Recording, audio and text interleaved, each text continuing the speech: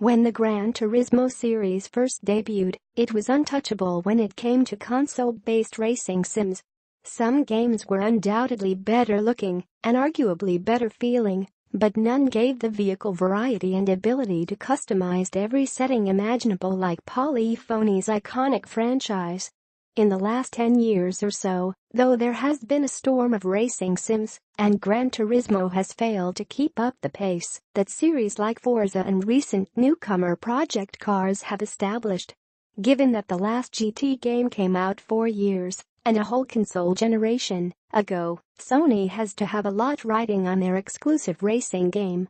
Does Gran Turismo Sport have what it takes to go the extra mile and keep the series relevant? Here's what I think so far. Wider review in progress.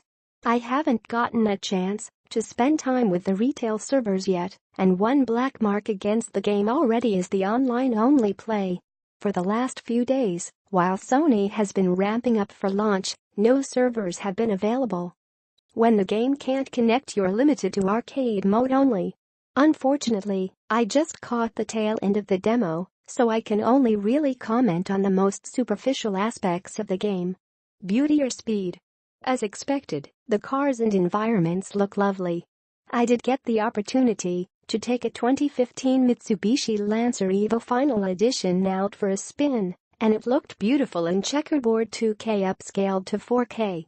The game also supports HDR, so if you have a TV set that supports the technology, the colors really pop in a way that makes you realize just how much fidelity you miss when playing games in SDR. The trade-off for the great-looking 4K, though, is a bit of frame rate. While I never noticed any abrupt frame drop, it's not a full 60 FPS. However, Polyphony has given players a choice with the PS4 Pro that should help most everyone be happy. You can choose between resolution or frame rate in the initial game menu.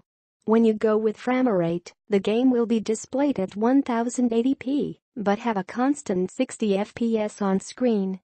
How does it stack against the competition?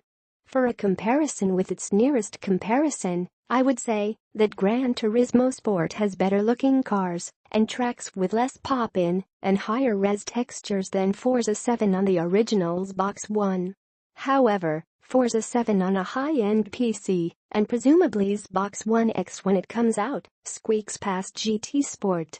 That's pretty great for a sub-$400 console pitted against a $1,200 plus PC or $500 plus console.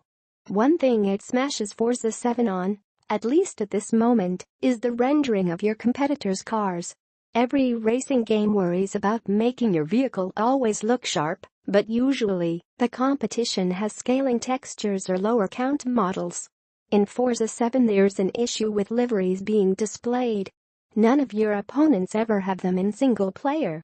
Nothing takes me out of a race faster than the sight of my car looking totally sweet and decked out in diesels racing alongside a bunch of dull, primary-colored AI.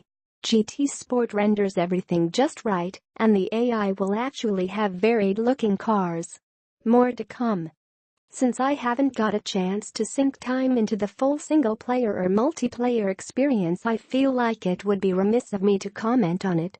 My first impression is that the sim options and driving feel very similar to Forza 7.